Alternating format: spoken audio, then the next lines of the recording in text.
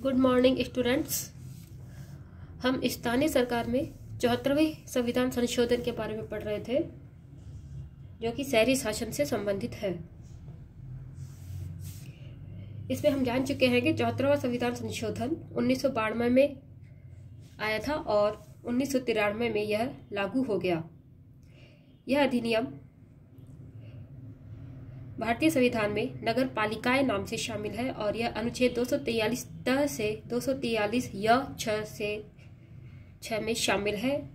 और 74वें संविधान संशोधन से एक नई अनुसूची 12वीं अनुसूची संविधान में शामिल की गई थी। आज हम 74वें संविधान संशोधन से आए हुए वित्त आयोग के बारे में पढ़ेंगे।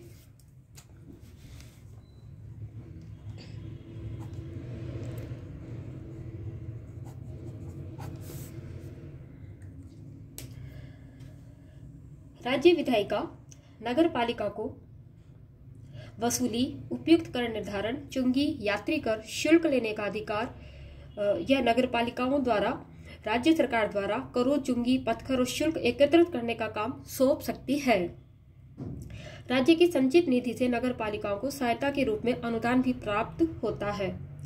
नगर पालिकाओं में जमा होने वाली सभी राशि संग्रहण की विधियां तैयार की जाती है।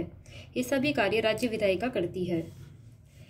वित्त आयोग जो पंचायतों के लिए गठित किया गया था, वही प्रत्येक 5 वर्ष में नगर पालिकाओं की वित्तीय स्थिति का भी पुनरावलोकन करता है।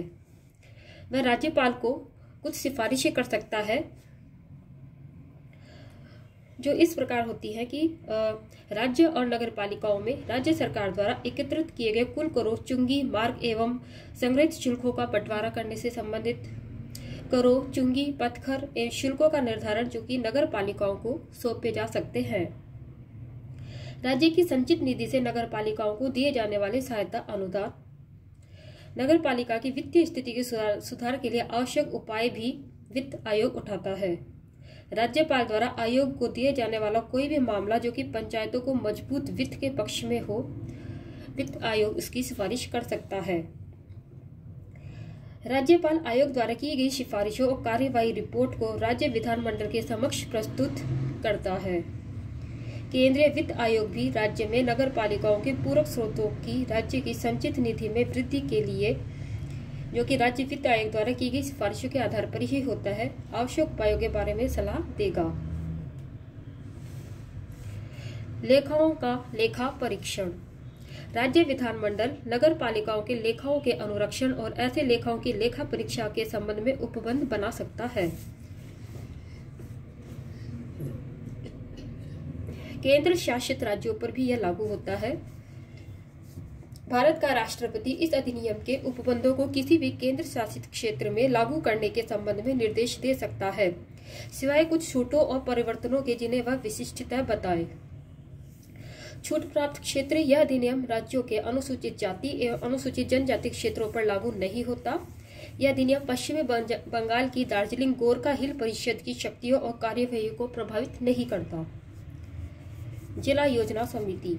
प्रत्येक राज्य जिला स्तर पर एक जिला योजना समिति का गठन करेगा, जो जिले की पंचायतों एवं नगर पालिकाओं द्वारा तैयार योजना को संगठित करता है। जिला स्तर पर एक विकास योजना का प्रारूप तैयार करता है। राज्य विधानमंडल इस संबंध में कुछ उपबंध भी बना सकता है, जिनमें इस तरह की समितियों की संरचना, उसके सदस्यों के निर्वाचन का तरीका और इन समितियों की जिला योजना के संबंध में जो भी कोई कार्य हो, इन समितियों के अध्यक्ष के निर्वाचन का ढंग, ये सब कुछ राज्य विधानमंडल तय कर सकता है। इस अधिनियम के अनुसार जिला योजना समिति के 4/5 भाग सदस्य जिला पंचायत और नगर पालिका के निर्वाचित सदस्य द्वारा स्वयं में से ही चुने जाते हैं। समिति के इन सदस्यों की संख्या जिले की ग्रामीण एवं शहरी जनसंख्या के अनुपात में ही होगी।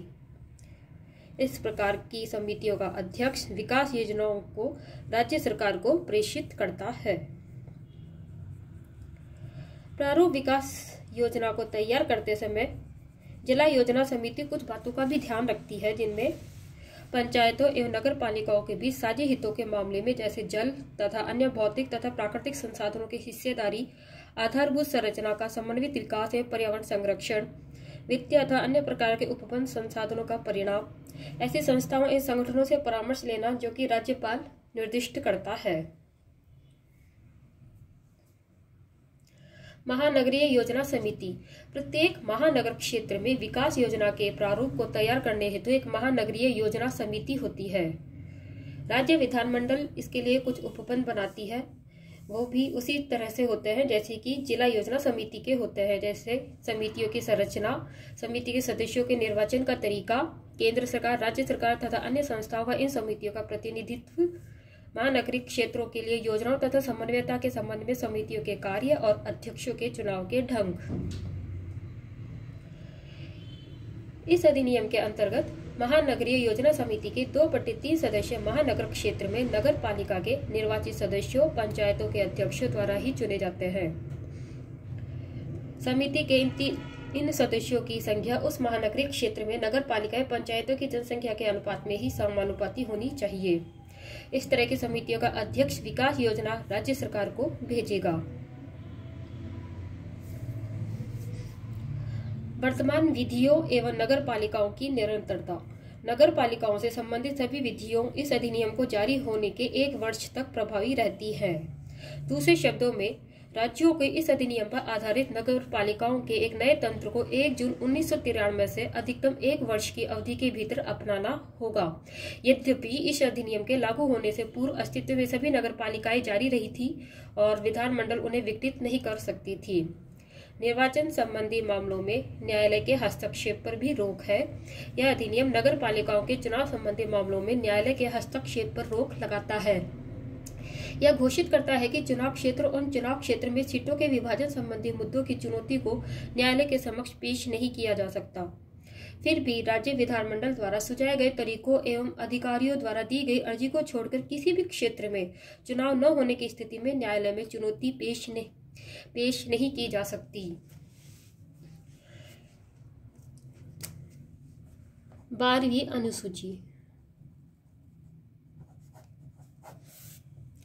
इसमें नगर पालिका के कार्य क्षेत्र के साथ साथ 18 क्रियाशील विषय वस्तु शामिल है। अर्थात 12वीं अनुसूची में नगर पालिकाओं से संबंधित 18 विषय वस्तु शामिल है, जिनमें है नगरीय योजना, जिसमें नगर की योजना भी आती है, भूमि उपयोग का विनियमन और भवनों का निर्माण, आर्थिक एवं सामाजिक विकास योजना, सड़कें एवं पुल, घरेलू औद्योगिक एवं वाणिज्यिक प्रयोजनों के लिए जल प्रदाय, लोक स्वास्थ्य स्वच्छता, सफाई एवं कूड़ा करकट प्रबंधन, अग्निशमन सेवाएं, नगर वानिकी, पर्यावरण संरक्षण एवं पारिस्थितिकी आयामों की अभिवृद्धि, समाज के कमजोर वर्गों के हितों का संरक्षण, जिनमें मानसिक रोगी एवं विकलांग भी शामिल है, गंदी बहती सुधार और प्रोन्नयन, नगरीय निर्धनता उन्मूलन, नगरीय सुख सुविधाओं और जैसे कि पार्क, उद्यान, खेल के मैदानों की व्यवस्था करना,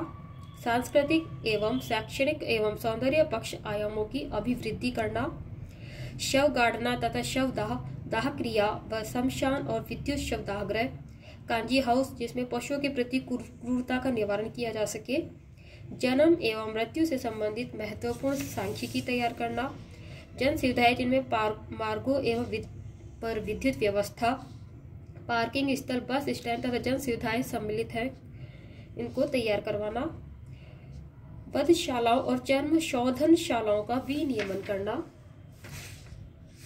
इस प्रकार नगर पालिकाओं को 12वीं अनुसूची में ये 18 विषय वस्तु दी गई है।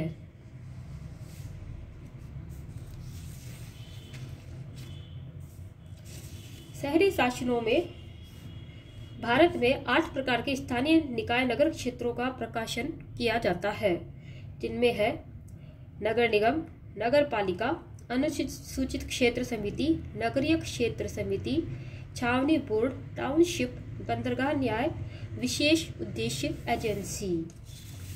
जिसमें नगर निगम का निर्माण बड़े शहरों जैसे दिल्ली, मुंबई, कोलकाता, हैदराबाद, बेंगलुरु जैसे अन्य शहरों के लिए भी है। राजस्थान में जयपुर, जोधपुर, बीकानेर, अजमेर में नगर निगम है। नगर पालिकाएं कस्बों एवं छोटे शहरों के प्रशासन के लिए स्थापित की जाती हैं।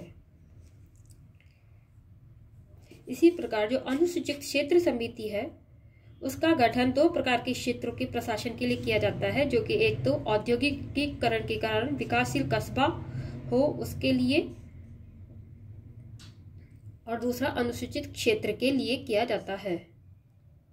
नगरीय क्षेत्र समिति छोटे कस्बों में प्रशासन के लिए गठित की जाती है। छावनी परिषद सिविल जनसंख्या के प्रशासन के लिए छावनी परिषद की स्थापना की जाती है। नगरीय क्षेत्र जो शहरी प्रशासन का वृहद सार्वजनिक उपक्रम होता है उसके लिए नगरीय क्षेत्र स्थापित किए जाते हैं। न्यासपतन जो बंदरगाह के क्षेत्र है जैसे मुंबई, कोलकाता, चेन्नई, उनके लिए न्यासपतन स्थापित किए जाते हैं। और विशेष उद्देश्य अभिकरण ये 7 क्षेत्रीय आधार वाली शहरी इकाइयों के साथ राज्य के विशेष कार्यों के नियंत्रण हेतु विशेष प्रकार के अभिकरणों के गठन के लिए किया जाता है।